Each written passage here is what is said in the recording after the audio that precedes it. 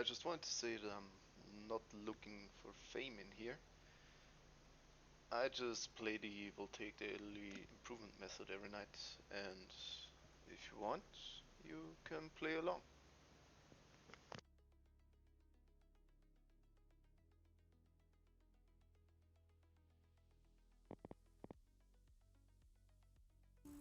I need to find out what's at the end. I nod to the Titan, watchful and dark, a tower on the horizon. Does it lead to him? The road, will it take me to the Titan? The sparrow adjusts her position and flies a little further ahead, looking back at me. Do you want it too? I shake my head. Not particularly, no. Then you're in luck. The road goes nowhere near him. He stands miles from the road, in the middle of the fields. Of his fields. They're all his fields, actually. Everything you see around you, they belong to him. And I should warn you, he cares very little for guests. I grunt. Then why did he show me the entrance to the road? The sparrow chatters and flies across my vision to my left. He didn't, silly. I did. I thought you could use a break from that bedroom of yours. A prison, really. I hoped you might take an opportunity to admire something other than your four walls. I stare at the sparrow a little more carefully, and she stares back, cocking her head. Who are you? I ask quietly, but she does not answer. Isn't it nice, though? The sparrow says after a moment of silence. The fresh air, the rush of life, of vibrant greens, and the smells of the late summer. What's not to like? Well, other than the obvious, of course.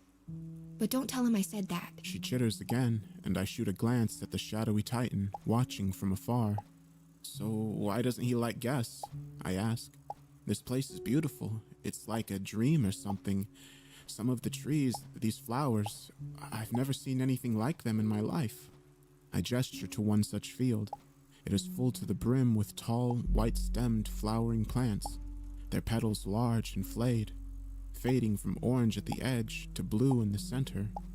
A tree that looks initially very much like a redwood, though stooped near the top like a willow, stands alone in the center of this field. You know, I've never asked. I don't think he likes to share. Selfish. The sparrow speaks of the Titan as if they were old friends. Friends after a falling out, perhaps, or good-natured rivals. But I don't get that sense at all when I look at the Titan. The longer I keep my eyes on him, the longer I watch his gears slowly shift, the spokes rolling steadily round, round. The greater the apprehension grows.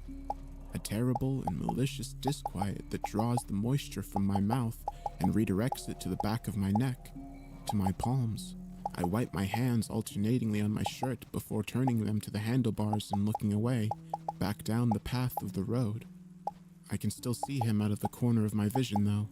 He's too massive to miss, watching with those black and soulless eyes. Anyway, The sparrow says, flying a little higher. I should be going. Remember what I told you. And one more thing. No matter what your instincts may tell you, I would highly advise you not to leave the road. That does make him rather angry. And then the sparrow flies up and away. Wait! I call after her. What about the road? Where does it lead? What's at the end?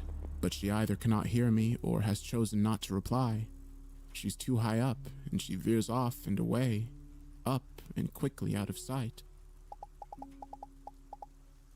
I'm starting to get a little tired by midday. The sun is high, directly above me now, and the breeze is no longer offsetting the heat of the sun to a sufficiently comfortable degree. Little buds of sweat are pinpricked across my skin, and I need a drink. My water bottle, however, is in my backpack, and I need to stop to draw it out. I know what the sparrow said, but I cannot just keep pedaling and pedaling, can I? That's not fair. I need to stop for the occasional rest.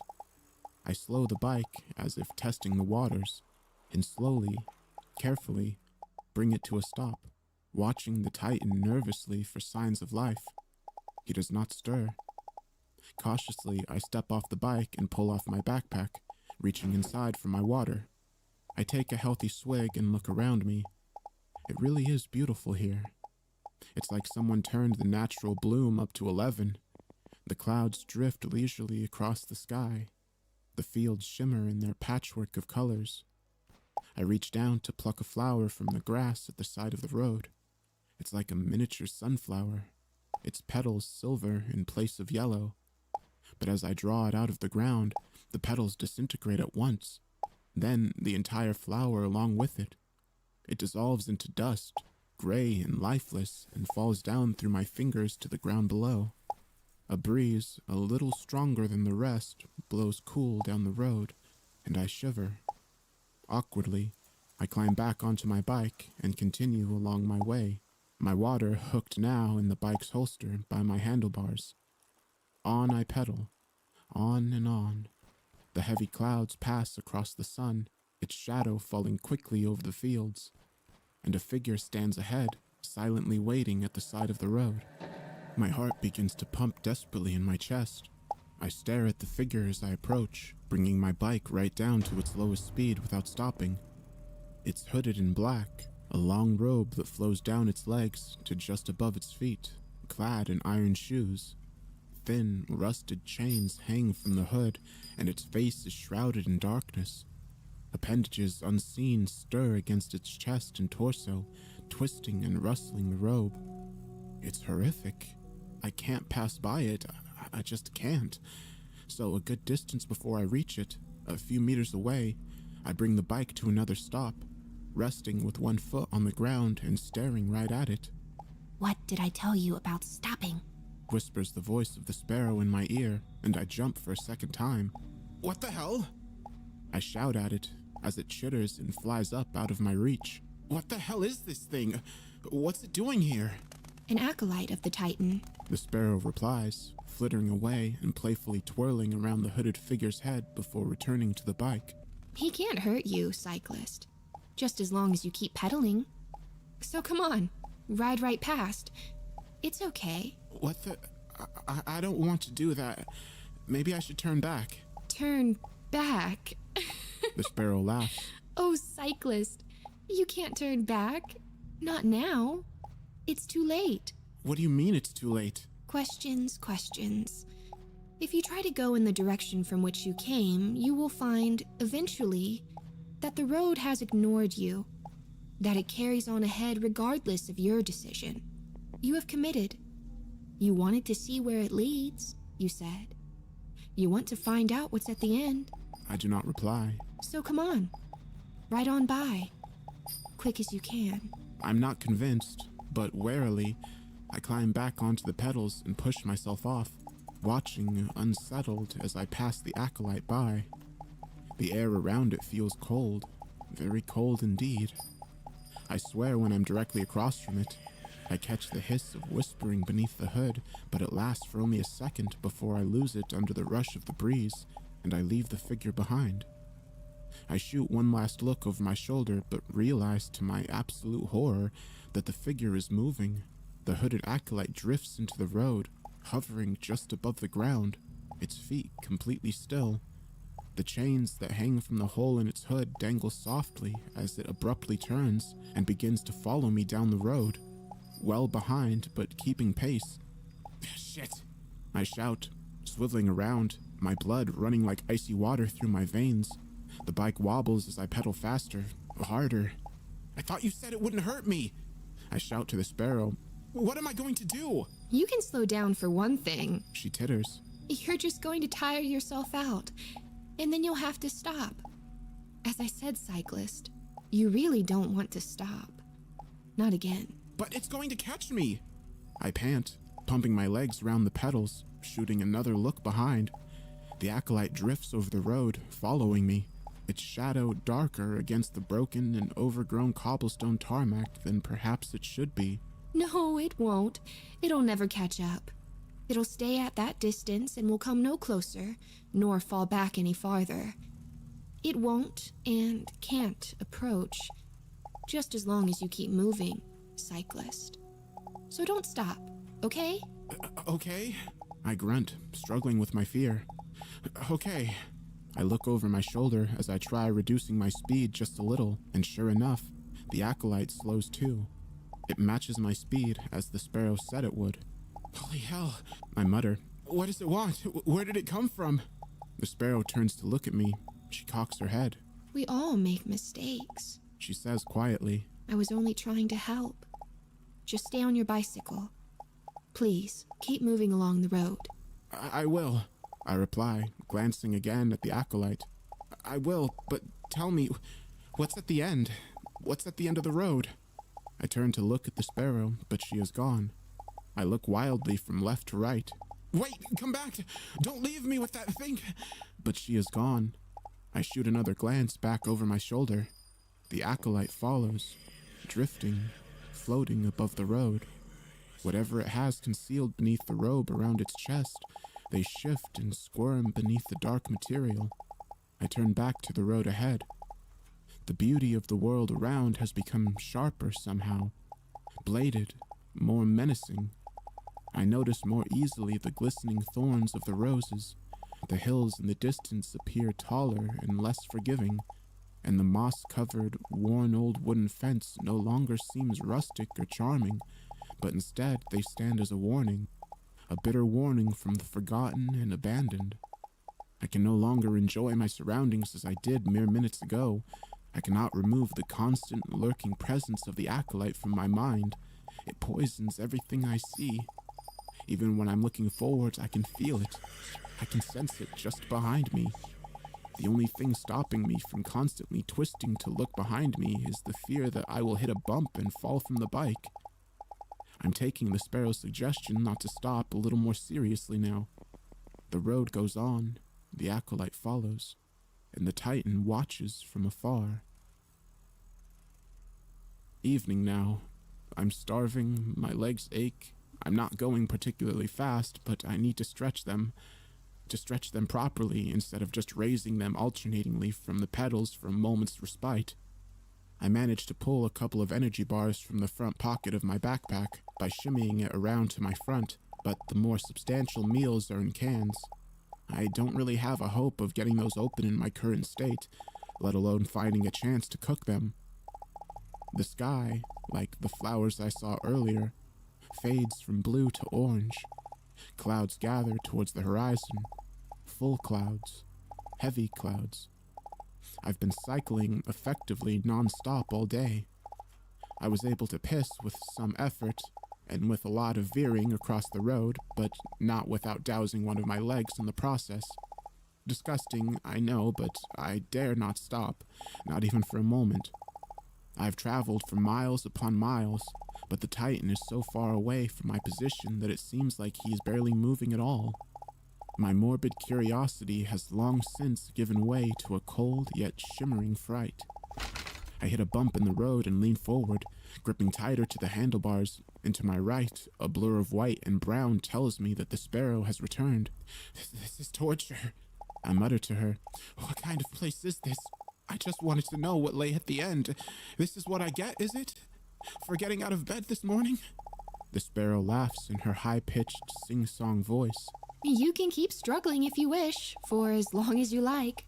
Along the road. Along the road. And you can keep trying to find what lies at the end of it, cyclist. You're more than welcome to. This is your journey. Or, if you've seen enough, just say the word and I'll show you the way home. I'm about to leap at the chance. A large part of me wants this nightmare to end. I look behind me again. The acolyte follows. The Titan watches. My legs are starting to burn. But the secrets of this place, the road and the fields, where did they come from? What is the Titan's true purpose? And the acolytes, I have no answers. No answers at all. My deliberating silence is, it seems, enough of a response for the sparrow. She titters, sadly. So desperate for knowledge. For the ultimate answers.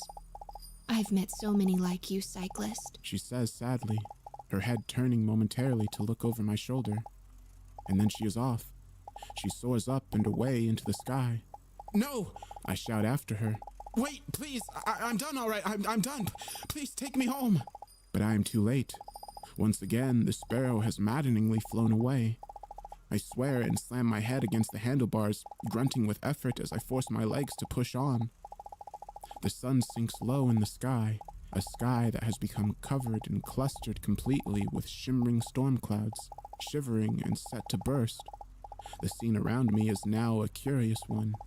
The sky is dark, but because the sun is below these clouds, my way ahead is quite clearly illuminated in the red-gold light of the sunset. I savor it greedily, because I know that it will soon be gone, and I will be left with nothing but darkness. And the darkness falls without mercy. It brings with it great sweeping sheets of rain, and to my utter dismay, more of the hooded figures stood waiting by the side of the road. The air is totally cold now, all around, and as I pass the acolytes by, they fall into step with their comrade, and they follow on, drifting tirelessly over the road. I can hear their whispering clearer now. The dangle of their chains is a rusted and terrible melody. I shoot a look behind. Something comes untucked from the front of one of the acolytes' black robes, just for a moment, but it reveals, potentially, the source of the squirming. What looks like an enormous, spined leg of an insect juts out, cringingly, before retracting back beneath the robe. I suppress a gag, swearing with distress and wiping the rain from my eyes as I squint and steer on, pumping my fiery joints, commanding my legs to keep pedaling, to keep moving, but my progress has become so much slower, and I'm having to carefully go around the growing puddles, since I cannot be certain how deep they are, and I cannot risk coming off the bike. Not now. I can see something up ahead through the rain, something new that I have not encountered before. An old and tall wooden sign with something inscribed deeply upon it. I push my soaked-through hair away from my eyes and peer at the sign as I pass it by to see what it says, but it doesn't say anything at all. There is an arrow that points ahead, and an O, a circle, I guess, and then the sign is gone. I pass it by. I turn to look behind me to see if there's anything written on the other side, but it just shows the same. The arrow and the O. Forget this place. I think to myself, I should never have come here. The night draws deeper. Panic starts to set in. I think about my life. I wonder if I will ever make it home. Whatever may lie at the end of the road seems less important to me now, drenched in this tempest. I think about the days of my life that I have thrown away, the days spent turning from side to side in my bed. It would have been so easy to have just gotten up, to get up and do something, to commit to doing just one thing that entire day. Then, after a week, I could have looked back proudly. I could have looked back on the 7 things I accomplished, instead of the 0. I shiver with cold and with deep regret, completely and totally rain-drenched. I didn't need this, though. I think bitterly. This hell road. That sparrows, somewhere in between the two, the road and the room, somewhere in between the two would have been just fine. Just fine indeed. I can no longer feel my legs, and my lungs ache with the exertion. Rough and painful calluses form on the reddened skin of my hands, clutched tight to the handlebars. I'm going to fall any moment now. I can feel it. The sparrow has abandoned me, and the acolytes will have me. I look over at the Titan. A dark silhouette through the walls of icy rain, stood alone, all alone, gears turning, smoke rising, but going nowhere. Does he see it? I think to myself. Does he see the beauty that lies all around him every single day through those black eyes of his? I shoot another feared glance over my shoulder. The bike wavers. Or is the Titan too focused on the people like me, the intruders? I didn't mean to trespass. I only wanted to see. I only wanted to see where the road would lead. I release a sob as I force my legs around and around, pushing the pedals down, allowing them to ride back up, then pushing them down again, over and over and over. The bike hits a puddle, deeper than the rest, and it wobbles violently. It takes everything I have to keep myself upright, to keep myself falling down onto the road. If that were to happen, I don't think I'd have the strength to get back up. I've cycled well into the depths of the night now, but it'll still be hours and hours before dawn. Why would you tempt me with this road, Sparrow? I shout up into the storm. "Why would you put me through this?" I have put you through nothing, comes a sudden voice from behind my ear. The sparrow flies just in front of me and looks back into my face. It was your choice to follow this road, cyclist. You were never under any obligation to go down it. It's a relief to me, honestly, that it was able to tempt you at all. She looks me over, flitters down, raindrops splashing off her feathers as she examines my bike, wavering and rocking dangerously from side to side. I'd really been hoping that you weren't going to fall, cyclist. My conscience could do without the burden of any more fallen. The sparrow sighs. This is your last chance. What'll it be? I push the cryptic meanderings of the sparrow's little speech to the side. The priority shines through like a ray of sunlight. "Home!" I shout, rain flying from my lips. "Please, just show me the way home." The sparrow laughs and flies away. "Sparrow!" I call out. "Sparrow, come back!" And a moment later, she does so. She returns to me, lands on the handlebars, and I push on through the rain. Another long minute drags by, and a fork appears in the road. The first I've seen. One path continues gently veering to the left, and the other branch leads off sharply to the right. Another sign stands in the fork. The wet wooden plank that points left is curved into an O. The plank that points right carved with an X. Take the path on the right. The sparrow chitters. The path on the right, cyclist. With a grunt of exertion, I bring the bicycle around and follow the rightmost branch away from the road and through the edges of the weather-beaten hill. A glance over my shoulder reveals that the acolytes no longer follow. They carry on along their original route, down the path on the left, hovering, drifting through the darkness. But I still don't feel safe. Not yet. I keep pedaling through the rain. The road becomes much wider. It twists and turns between hills and trees, and I lose sight of the towering titan. The fields of flowers, difficult as they are to see in the shadows of night and the ripples of the rain, seem to start giving way to simpler fields of tall grass, of wheat, of oats, and I pass them all by, slowly but steadily, ever moving. The sparrow hops up onto my shoulder. It was nice to meet you, cyclist. She chirps softly into my ear. Don't be disheartened by your time between these fields. Always remember, there are other roads than these. And with that, the sparrow flies up and away. I don't have the energy to form a reply. I just watch her shoot up into the sky, veering off and away into the unknown. And I continue to pedal. The rain has eased off a little by the time I see the lights. Electric lights of the street lamps of my neighborhood, twinkling orange in the distance. I can see houses I recognize, and the road comes to an end. Directly opposite the place I had first followed it, on the other side of the street. Though I cannot see the entrance anymore, there is only the familiar hedgerow that borders my home.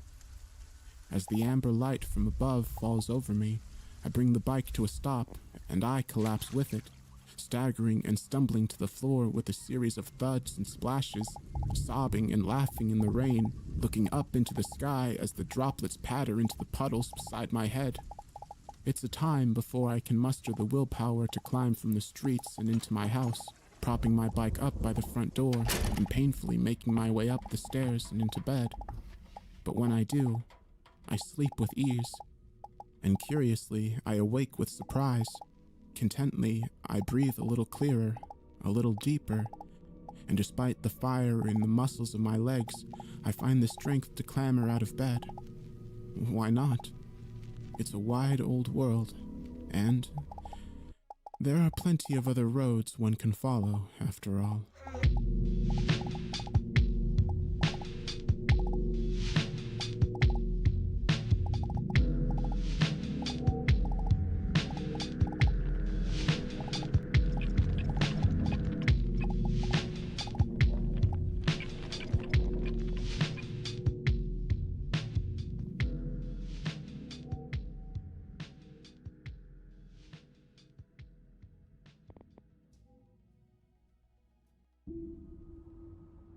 It was around noon when the rust-coated sign that marked the town's entrance came into my view. Sighing in relief that Google Maps hadn't failed me, I guided my car off the main road and down one of the concrete paths that led through the woods and into Orbita. For those of you who haven't heard of it before, Orbita is a ghost town that was designed in the image of Pripyat, the satellite city for the Chernobyl power plant.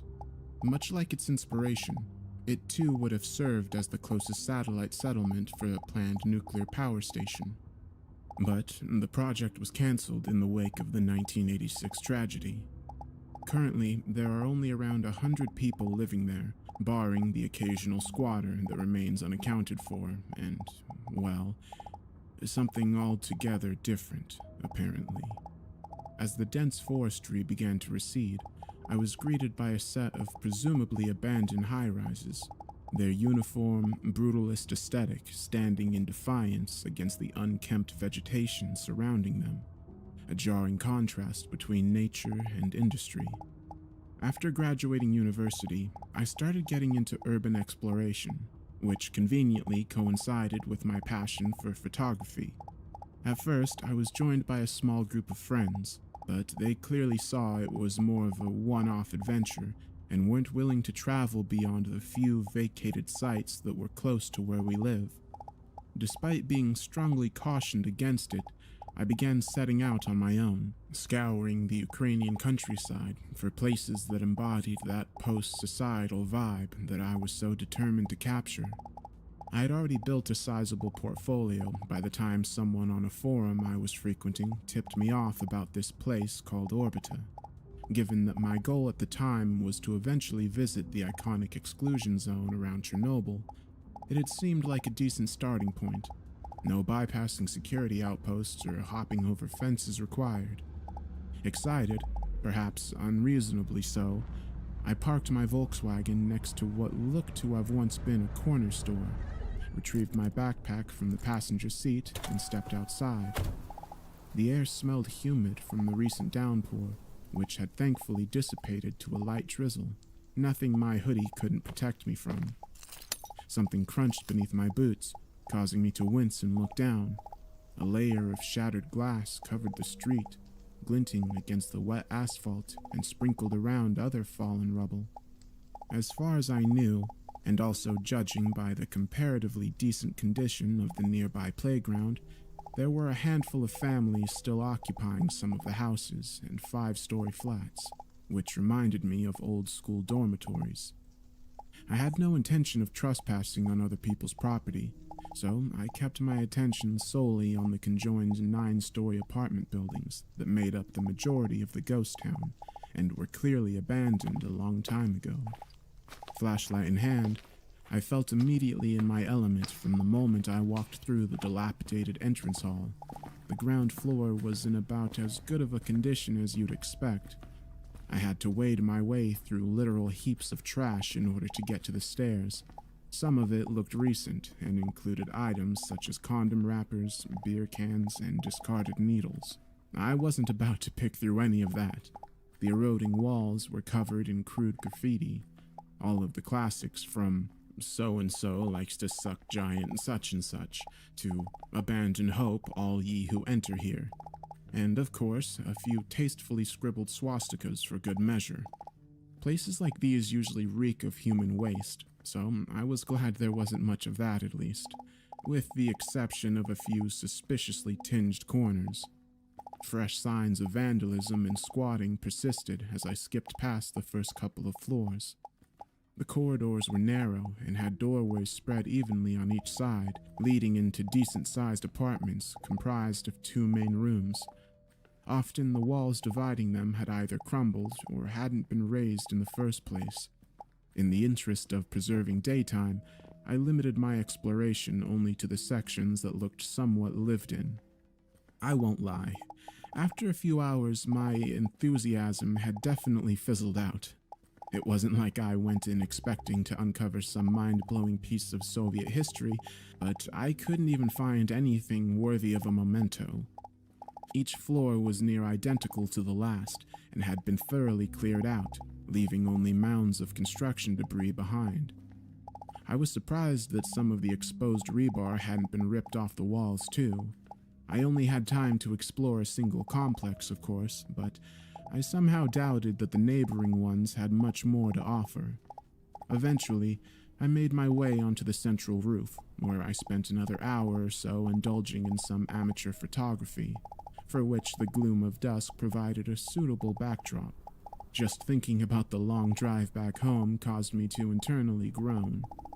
Had I not spent the last year of my life poking around in similarly abandoned places that had a lot more going on inside of them, perhaps the trip would have felt a lot more worthwhile. But as it stood, I was pretty deflated over having wasted my Sunday. I shoved my camera back into its nylon bag and glanced down towards where I had parked my car. That's when I noticed it. There was a head sticking out from the window right below me and facing the same direction I was. Though the thing's hairless scalp looked almost human in shape, the neck that connected it to a pair of narrow shoulders was over twice as long as it should have been. I could see its crooked spine jutting from beneath a thin sheet of flesh. It was as if the creature's skin was a size too small and being stretched over its bone structure. Its ears were pressed to its skull and deformed, almost vestigial, but apparently worked just fine, as I saw it tense up when I snatched a faint gasp. I could already picture it bending its oversized neck in some sickeningly awkward angle to look up at me. But instead, it suddenly retracted back inside like a serpent sliding back into its hole. My initial shock gave way to an overwhelming feeling of primal dread. I retreated slowly from the precipice, hands jittering and legs feeling stiff. I didn't dare move another muscle. A horizontal slab of concrete was all that separated me from it. While my body refused to budge, my brain was working on adrenaline-induced overtime. Had it been lurking below me the whole time? Had I passed it by without even noticing? Whatever the case, I would have had plenty of time to process the gaunt humanoid's existence once I was back on the road. I forced my limbs back into action, heart drumming in my ears as I jogged across the outermost connected rooftop. Like hell, I was going back through the way I came. Instead, I recalled seeing an alternate staircase built against the 9-story building's external side and divided by platforms for each floor. I remember chewing, even biting into my lower lip in an effort to subdue my panic as I gingerly cleared the first flight of open steps, only to be reminded of another detail. Each individual landing had a door that led back inside, and all of them were missing the actual door part, leaving them wide open. My chest felt tight. What if that thing was patiently expecting me to walk by so it could drag me kicking and screaming into its lair, assuming it didn't just tear into me on the spot anyway? Cautiously, with my shoulder pressed firmly to the wall, I edged closer towards the gaping entrance, steadied my breathing, and stuck my ear out to listen. There was nothing but the sound of wind rustling the partially peeled wallpaper within. I had to do this. There was a fleeting sense of relief as I swung by the dimly lit corridor unimpeded. I think I kept my eyes shut the entire time. Even if there had been something literally standing there, watching me as I blindly stumbled past it, I would have rather not known. My hands reached for any solid surface they could find in an effort to stabilize my descent. A few of the steps had crumbled down to beams of metal wire, or were missing entirely, forcing me to jump over the gaps. The subsequent floors I cleared using the same method of pausing, taking a few seconds for the adrenaline to kick in, and then rushing by while hoping that the cold tingle on the back of my neck was just sweat.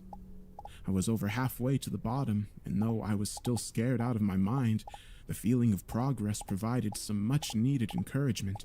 I was so close and had nearly convinced myself that the danger was never real to begin with. Unfortunately, Orbiter wasn't quite done with me yet.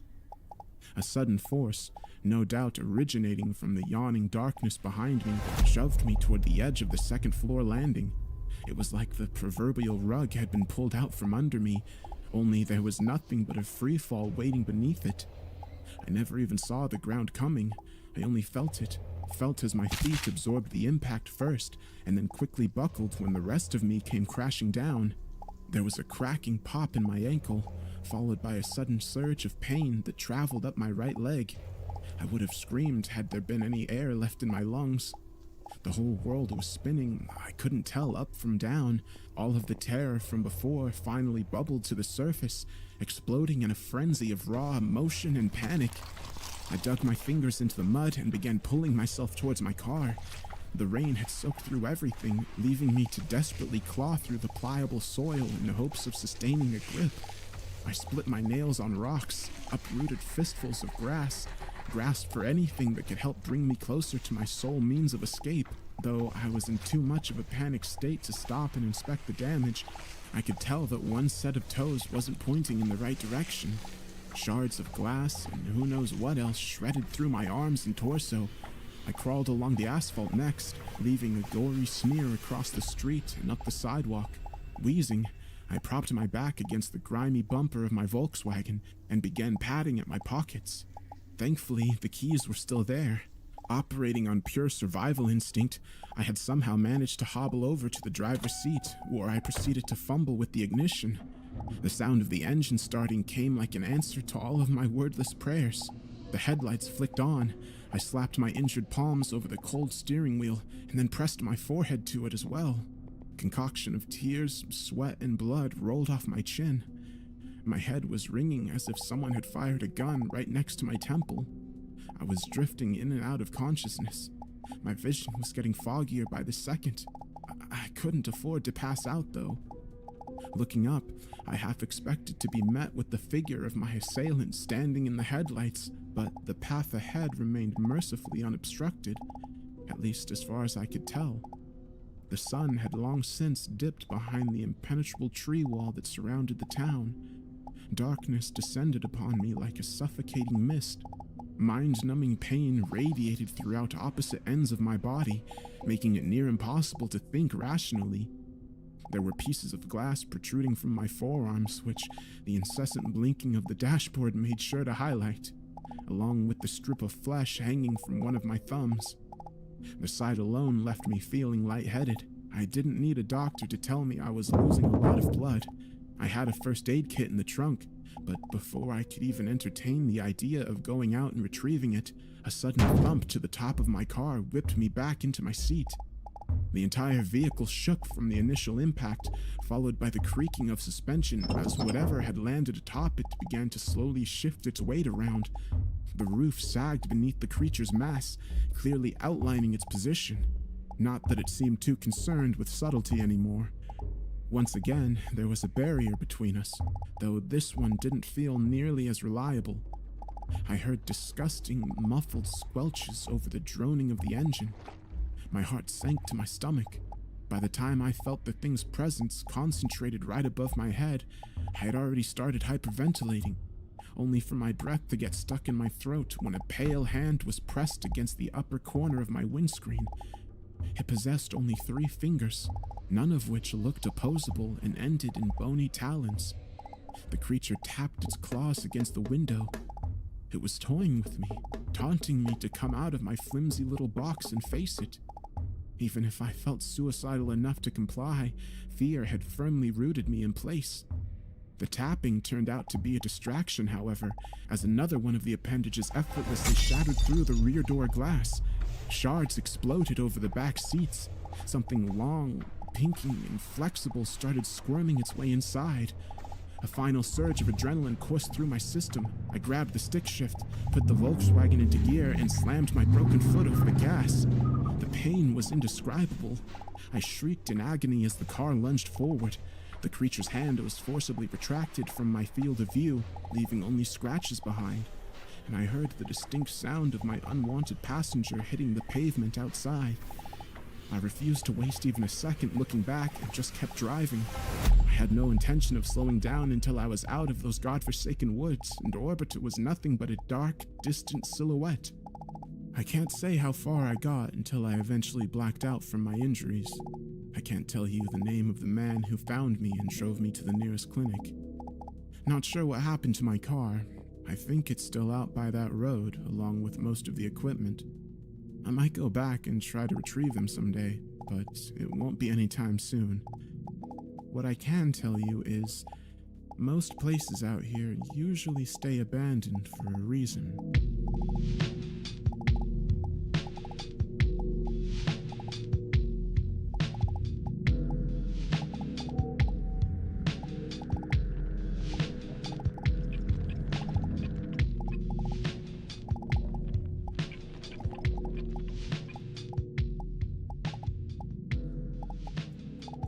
Hello everybody, I hope you enjoyed that story. I wanted to take a minute to talk to you about this new service called Emojam that reached out to the channel and wanted to feature it on their app. Emojam allows you to send GIFs with audio in chat apps like iMessage, WhatsApp, Facebook Messenger, and other apps. You can also decorate photos and videos with them. Members of the channel will get access to my unique Emojam GIFs. To use it, just download the Emojam app and log in with your YouTube account so that it can see that you're a member of the channel. Currently, there are 3 Emojam GIFs available, but there's one of them that's free, so if you aren't a channel member and you still want to try it out, you should be able to. I hope you enjoyed the video, and with that said, have a good night.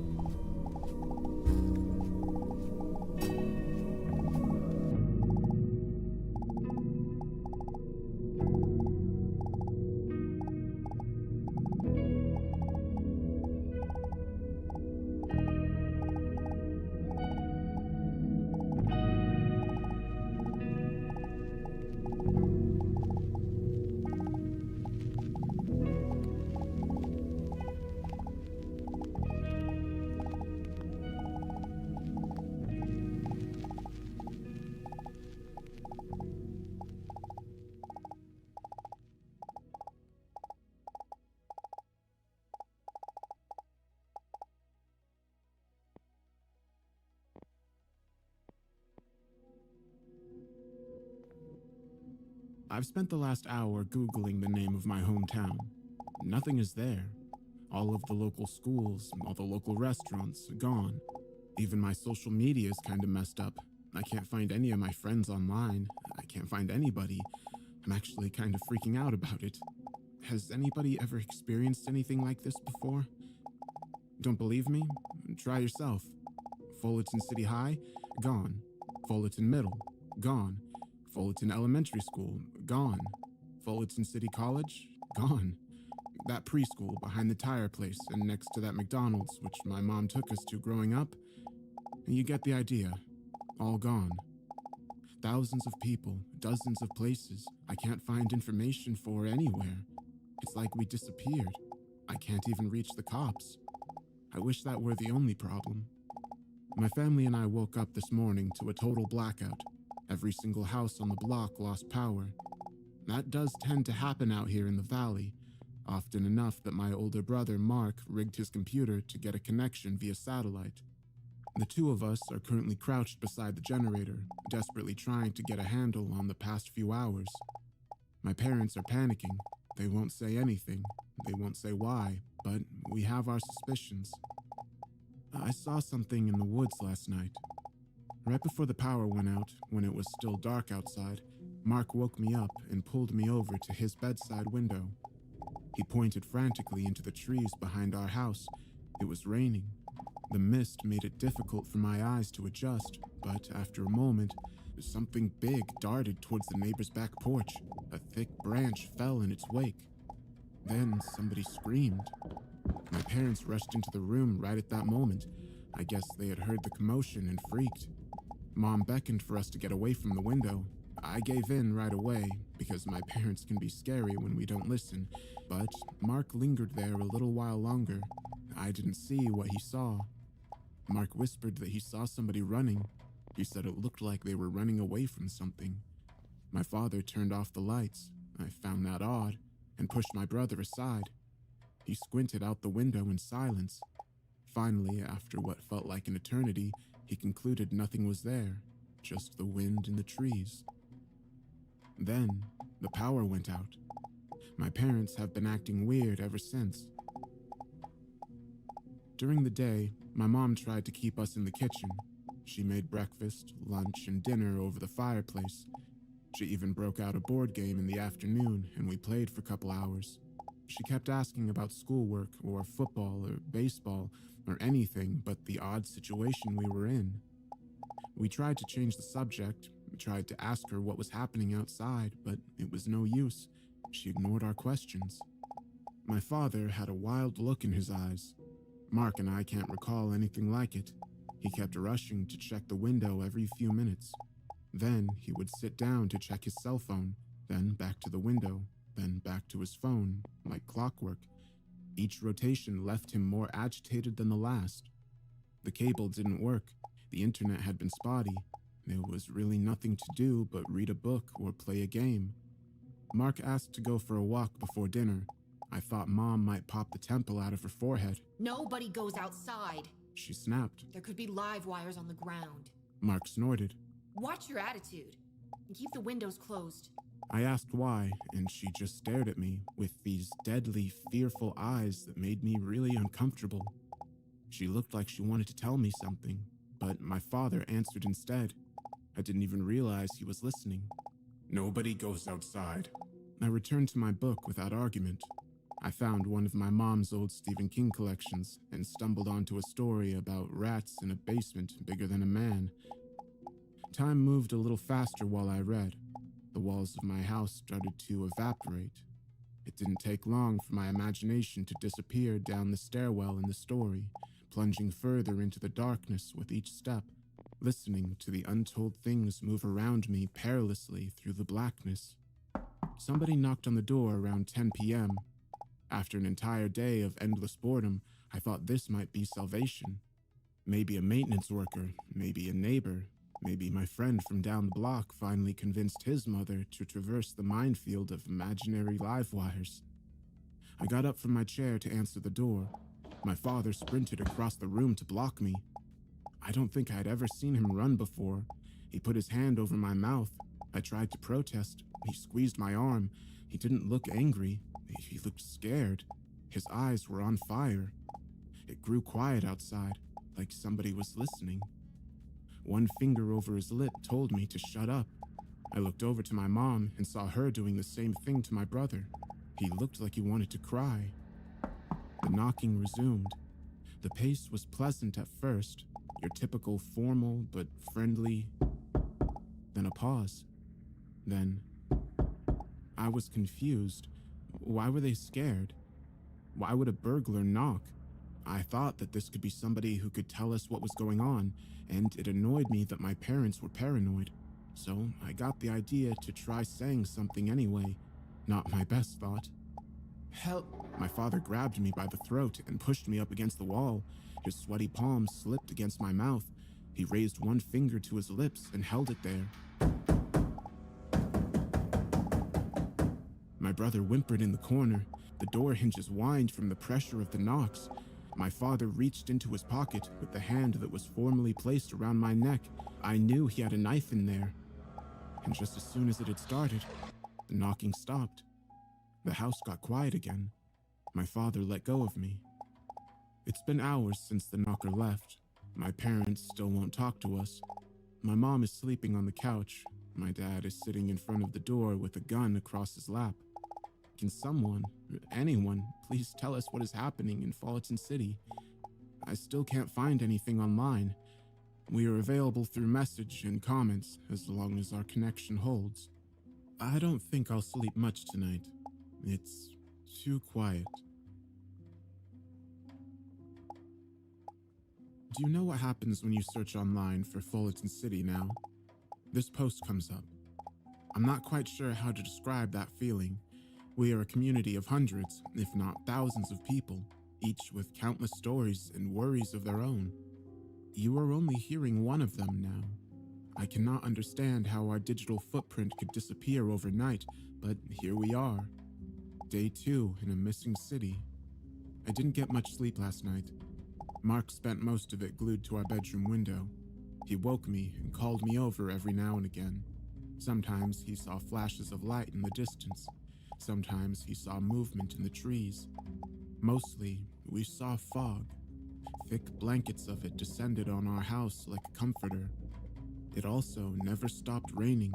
Big gusts of wind thumped the house hard enough to make us jump, but the most uncomfortable parts of the previous night were the periods of complete and total silence. Something about that quiet can really make you crazy. In any given suburb, there are a million background noises at once, even in a storm, even at night. Birds should be chirping, insects should be buzzing, car engines or motorcycles or air conditioners should all be gently humming in unison, but we didn't have any of that. Not a sound but our own, and the rain on the windows. I couldn't stop thinking about the neighborhood dogs. Shouldn't they be barking? There was one in particular, a yappy little thing called Caesar, which never passed up a good opportunity to wake you up in favor of a scrambling squirrel or rabbit. Did our neighbors have time to get them inside? Did something else happen to them? What had happened to Caesar? Mark woke me up for the final time around 5. I tried and failed to shrug him off. I heard something in the street, he whispered. Let's go. I asked him what he heard. Clicking. He got up and walked towards the living room without another word. I didn't want to go. I was freaked out enough. I didn't and still don't need to add another messed up layer to this situation. Blissful ignorance is sometimes the best approach, but I got a gut feeling that this wasn't something that should be missed, and I didn't want Mark to be there alone for it, so I followed him. The hallway that leads to the living room passes by my parents' bedroom. We could hear my mother snoring softly on the other side. A baseball bat was propped up by her nightstand. Her cell phone was at the ready right beside it. We tiptoed past the creaking wood floor and arrived at the entrance to the kitchen. The clicking became clearer by that point. Mark pointed over to the alcove by the couch. I followed him to the corner. Then he stopped dead in his tracks. My father was sleeping with the gun in his hand. There was a window behind him that looked out into our entire living room. Staring through the other side was a giant black eyeball. We froze. The eye darted back and forth across the room. We were in plain sight, just standing there in the kitchen, but for some reason, the eye didn't seem to notice us. It passed by us a couple of times to focus on the toaster or something else. My father must have subconsciously read the tension in the air. He stirred and moved to roll over. When he did, thankfully, we locked eyes. I put one finger to my lips. a sober understanding dawned on his face. He took the safety off the gun. The eye responded to the movement of the gun and in one swift jolt disappeared from behind the window, leaving a wake of leaves and scattered footprints behind it. The air left my lungs. Something big ascended the wood steps to our porch. My dad turned to aim the gun. This time, we didn't need anyone to tell us. We all stayed quiet. We sat in still silence for the better part of the early morning. My mother awoke some hours later and got prepared to make breakfast, and only then did it feel safe enough to move around the house. Nobody told her what happened. I didn't think we needed to. My father certainly wasn't going to. I got the feeling from the look on his face that he would prefer to not talk at all for as long as he could. Mark returned to his spot by the window. Dad disappeared downstairs to get another box of ammo for his gun. I helped Mom cook over the fire, and we all went about our tasks in complete and total silence. Nobody tried to fake conversation anymore. There wasn't any point in arguing about what was out there. We had enough food, and we had enough water. Nobody was going anywhere. A knock came at the door just after noon. Each of us instantly stopped what we were doing. A sigh of relief echoed through the room when the familiar voice of our neighbor, Mr. Hollow, followed. Richardson, you in there? The door pounded harder. No time to explain. Please, can you let us in? My father walked in and stood awkwardly between my mother and the door. I could tell that he would prefer to ignore it, but she would never let him live it down. The true married man's dilemma. Please, folks, if you're in there, open up. We don't have a lot of time. Mark shook his head. Please. He begged. Jean is hurt. My mom bit her nails. Dad gave in and reluctantly looked through the peephole. Satisfied with his view of the other side, he slid the pistol into his back pocket, unlatched the lock, and opened the door. Thank you. Mr. Hollow is a big, burly guy. He took my father into his arms and slapped his back so hard the sound echoed down the hall. He moved over to chase my mother down for a kiss on the cheek as his wife and daughter trailed meekly behind. Thank you. He bellowed. Thank you. We didn't know if we would see anybody else. My dad nodded awkwardly. My mom stepped up and hugged Mrs. Hollow tight. A quiet, pitiful moan escaped her lips as she did. The two of them were usually thick as thieves. My neighbor was a nice lady, the type that usually never shuts up, but now she couldn't get a word out. A thin line of blood trickled behind her foot. It didn't take long to notice the source. Her slacks were cut from the ankle to the knee. My dad slammed the door. Come on, Jeannie. My mother cooed. Let's get you cleaned up. The two of them walked hand in hand to the kitchen. Mr. Hollow sat down on our couch and wiped the sweat from his forehead and t-shirt. His daughter, Alice, perched herself neatly on the arm beside him. Like I said, He said while catching his breath.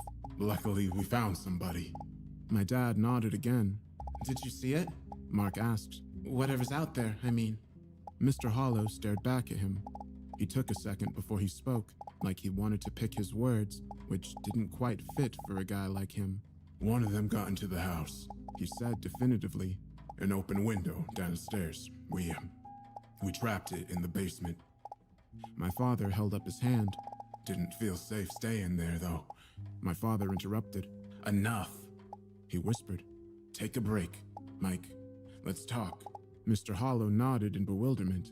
He got up and shuffled after my father towards the dining room, leaving Mark and I uncomfortably with Alice. Alice Hollow is around my age. She's short, with dark hair and dark eyes. She has this awkwardly adorable round head that she covers up with a bow or a pin or some other new accessory every other day. I've had a crush on her since grade school. I know that's probably not relevant, but I just want to point out what may later become obvious. Mark elbowed me in the ribs. I ignored it. So, did you see anything? I asked. Like, did you see anybody out there? She paused and then shook her head. Well, what does it look like outside? Mark asked. Normal, She answered. quiet. And you really didn't see anything? I asked again. When it started, I mean. She looked at me and shook her head, paused, then relented. We were all inside sleeping, like you probably were. It was late. Or early. I don't know. My dad was upstairs. I was upstairs. My mom doesn't sleep much, so she was doing some laundry in the basement. She hesitated. I don't know what woke me up first. Her screaming or the power going out. They both seemed to happen at the same time. My dad started shouting her name. You know, Jeannie, Jeannie.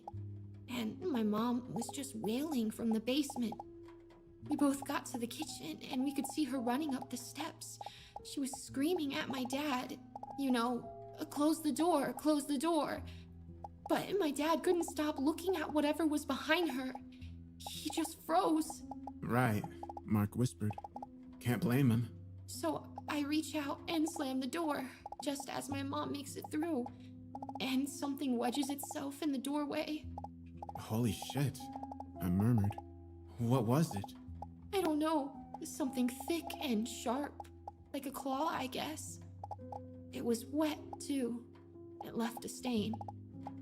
Anyway, I couldn't get the door shut because of it. I was panicking. I kicked my dad in the shin, and he threw his body weight against the frame.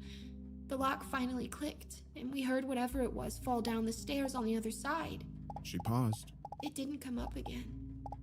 My father reemerged from the dining room some moments after our awkward silence. Mr. Hollow trailed sheepishly behind. Who's ready to eat? We ate our fire-cooked meal in relative silence. All four parents made it abundantly clear through menacing stares that the topic of the shit show outside would not be discussed with children present. Mark again asked if he could go for a walk. Nobody dignified him with a response. After our dishes were done and disposed of, we retreated into various alcoves of our suddenly cramped 3-bedroom. Mark and I went back to our room. Alice set up shop in the office with her mom. My mother retired to the bed early, and both dads sat guard in the living room. The house grew quiet again. The wind and rain finally seemed to slow down. My Stephen King novella kept me company. I couldn't help but empathize with the main character. Somewhere in between the tales of rats in armor, bat rats, and albino rats who never saw the sun, sleep came easily and comfortably under my familiar warm sheets. I woke up to a rude shaking. Alice was standing over me. She didn't say anything. I guess she didn't have to. Mark and I rubbed the last remaining ounce of sleep out of our eyes and followed her wordlessly into the office. 2 cots were set up in the room. One looked disheveled. The other was still made. Alice pointed to the open window. Her mother was gone. My hometown is dying, and I don't want to die with it. I know it sounds ridiculous to be lamenting on the internet while the world is melting around me. At the moment, it definitely feels ridiculous, but you have to understand. If we don't survive, which we almost certainly won't, this story will be my town's last living record. That's important to me. That's important to them. I have to let someone know what happened here, even if it's only you. The truth is obvious now. We are being exterminated. This town and its people are being erased. Fullerton City is all but wiped from the collective subconscious already. All that's remaining are the survivors, the creatures, and this story. I'll keep it going as long as they let me. I don't know why this is happening. I don't particularly care. Not anymore. I just want to get out of here. This will be my last message from inside my childhood home. The only thing I've ever known. My brother and I have decided that we won't die here. Mark packed a couple of essentials in our school backpack. The only thing that's remaining is this laptop and a frank conversation with my parents. I know they're scared. We're all scared, but we have to do something. Mrs. Hollow didn't come back last night. Alice only stopped crying long enough to tell the adults what she knew, which wasn't much. She fell asleep sometime around midnight. Her mother was in the room at the time. She was acting strange, though, you know? She sobbed. She just kept repeating the same things over and over, and her face was white. Like really, really white. I thought it was just shock over what happened. scratch, the attack, you know? I didn't know. I didn't know. Mr. Hollow was inconsolable. Well, we have to find her, Jack. He bellowed. Me, you, and the boys. Alice can come too if she's up to it. We've got weapons, don't we? We've got a small arsenal here, Richardson. They're big, but the damn things are stupid enough that— My father just shook his head and pursed his lips.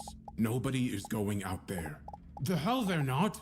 I won't risk my family's safety, Dad insisted. especially not at night. Mr. Hollow's already red face turned a particular shade of scarlet. He looked like he might blow a gasket. Then he calmed himself and delivered the next bit like a sermon. Fine. He spit. Stay inside and cower. Lie to your kids. Keep them underneath the covers long enough, and maybe they won't think there's monsters outside. You raise your family how you want, asshole, but don't you dare tell me how to take care of mine. Mark looked down at his feet. I avoided my father's glance. Alice, let's go. Mr. Hollow beckoned. Get what you got. Please. My father interrupted. Just wait a minute. We're not staying. Mr. Hollow finished. You're not convincing me to abandon my wife out there. You know me better than that, Jack. My father reached out and handed him a gun. We have extra. He paused. You'll need it more. Mr. Hollow nodded awkwardly. He took the pistol and stuffed it into an oversized coat pocket before turning and heading for the door. My mom met him there with some bread and other things stuffed into a plastic bag. There wasn't much, but I think she felt like she had to do something, and she looked like she wanted to say more, but she didn't. Alice reached out and gave me a warm hug. She held on longer than expected. Right around that time, I really wished she would stay, not because of my feelings for her, but because a piece of each of us knew what would happen next. It all just happened so fast. Thank you for your hospitality. Mr. Hollow shook each of our hands one last time. My father opened the door for him. Without another word, the pair descended the front porch into a thick evening fog. Alice turned back to wave. Then she turned around, and they were gone. My father shut the door. Dad shuffled back to the couch and collapsed. Mom waited at the door like they might change their minds. Mark perched at the window.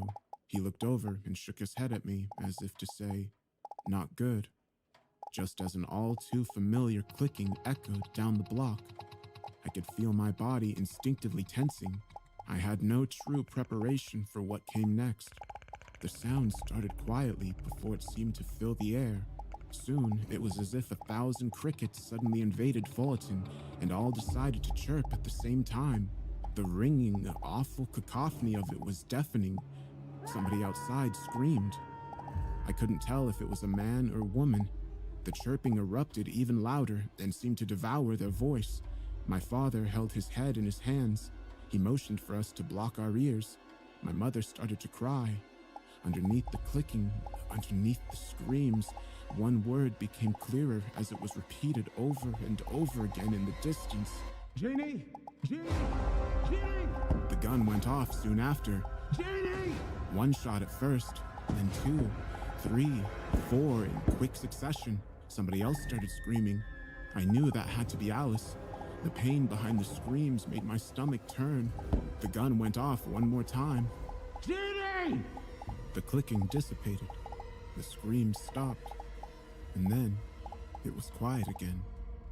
My father got up and quietly led my brother away from the window. Mom fell to a heap in front of the couch. I could feel the tears forming in the corner of my eyes and desperately fought them back. You knew this would happen. I accused my dad. Why did you let her go? He stared back at me. His eyes were cold. You knew they would die, and you just sent them out anyway. Heavy footsteps echoed on the porch. My mother couldn't control her sobs. My father dropped onto the floor to silence her. It was no use. The two of them ended up in this awkward wrestling embrace. The pounding outside continued. We killed them, Mark whimpered. and now they're going to kill us. Then, the office window. They're checking for weaknesses, Mark whispered. trying to find a way in. The sound ascended to the roof. Heavy footsteps paced back and forth above us. The chimney kicked back smoke. It's too small, My father murmured. They can't fit. Please, God, they can't fit. My mother wrapped her arms around her head. The knocking surrounded us. There had to be a dozen of them, all checking various points of entry, all clicking their disturbingly loud song in unison. Staying quiet would be no use. They had to know we were inside. Mark gestured for me to look through the peephole. I squinted and noticed something in the distance. It was still dark, but the sun started to rise on the horizon, and with it came a few tentative beads of light which softly illuminated the neighborhood. I realized I was staring at the home of Yappy Caesar. Standing in front of it was something I hoped to never see again. The creature stood at least 2 to 3 times the height of a man. It held itself up on 2 massive legs that bent wildly at the knee, almost like pincers, and behind it were smaller legs that trailed behind sort of uselessly. I thought at the time that they looked like fins. One of the bent legs reached out at my neighbor's glass. There was a moment's pause. Their window opened. I had to fight my instincts as a woman leaned outside as if to greet the creature, which gently took her into its hind legs and rambled down the hill. The unrelenting clicking soon gave way to the scurrying of heavy footsteps. A massive weight lifted itself off our roof. The sun came up. We were alone again. We have to leave today. We can't take no for an answer. We have no choice. These things know we're here. They will get inside tonight. If I don't make it, you know what happened, but please, wish me luck. I feel better knowing that some trace of my town will live on here. Signed, respectively, Mark 12 Penn Court, Fullerton City, New Jersey. I can hardly describe driving through the complete devastation of my hometown. We passed dozens of familiar homes from over the years. Some of them had bullet holes, some had bent frames or broken glass, some had dead bodies in their front yards. And I tried not to look at those too long, because I knew the faces. But it's hard to stop yourself from looking once you start, you know? I saw Alice, I saw Mr. Hollow, I saw neighbors, I saw friends. Some of them died running, some died fighting, but all of them seemed to end up the same way, in scattered bits and pieces, cast like trash, almost decorating their own immaculately made front lawns. My father drove the car. Only one road led us out of town, but it passed through a few hiccups along the way. The supermarket on Grand Street sat behind 2 apartment complexes that tended to be crowded. The gas station on Main would allow us to fill up, but they didn't call it Main for nothing, and more people would almost certainly lead to more problems. All of these issues swirled around my head in unison, with the backdrop of my entire town carved up like origamis right in front of my face. And my dad didn't even seem fazed by it. He actually hummed for the first 10 minutes of the drive. My dad is not the type to hum. At first, I thought it might be a nervous thing, but then my mother started to join him. Guys? Mark glued himself to the car window. He wouldn't look at me, not even a shared glance of misery. I knew from his reaction that something bad was about to happen. I guess I just didn't want to admit it to myself. Dad? My father slowed down around the grocery store. He pulled into the lot unceremoniously, as if it were any other Tuesday, while the corpses of our neighbors lined the streets among us, clearly baking in the heat of the rising sun. I actually thought we hit one of them. What are we doing? I asked. Nobody answered.